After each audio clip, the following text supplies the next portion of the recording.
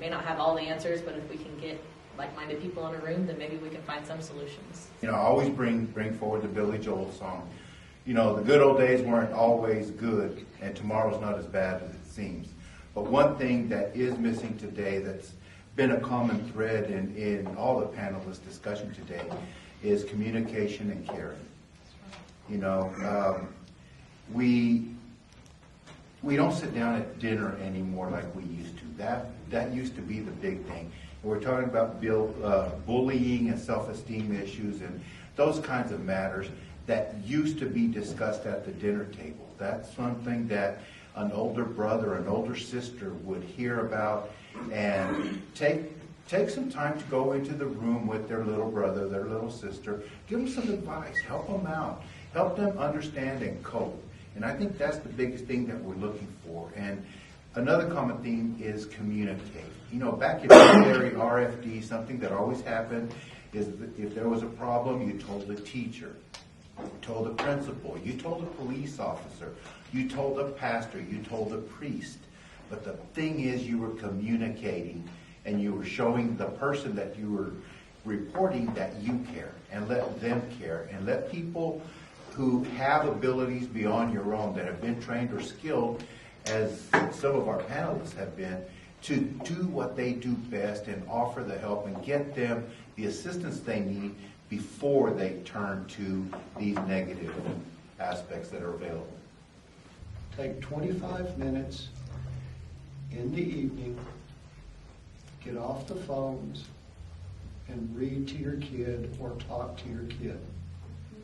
And that comes not from me as a superintendent of schools, that comes to me from me as a grandfather, and Grammy during Christmas when everybody's there, we'll walk through and take a box and take the phones away from everyone, and you play board games and you talk to each other and you connect with each other. And reading to kids, in my opinion, is the single greatest thing to show them that you care. And it's simple. The changes that we've made as a department and working with the schools and all the principals to greatly increase the safety on campus at the high school and other schools as well. It's one of those things, like Dr. Washburn said, and I was itching to say it, was for parents, be involved.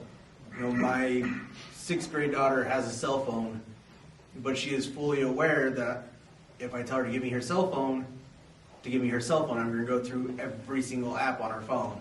Now, the older she gets, I'll start pulling the reins back and giving her the privacy that she deserves. But until then, I have full access to it. And it's nothing that I would do behind her back. But kids put everything, students in general put everything on their phones. There's so many different apps on Snapchat. They record everything. I could not begin to explain the number of cases that we've gotten involved in and had massive amounts of evidence on based off of students recording their own crimes. Because they're chasing likes and numbers. So parents watching, parents here in the room, all you have to do is open up their photos and go through it, and teenagers will be teenagers, but anymore they've got so much access to everything, and they want to share and show everybody, not realizing what they're doing to themselves. But just be involved with them. I feel like we're preaching to the choir, but man, we sound beautiful when we all sing together. So thank you for being here.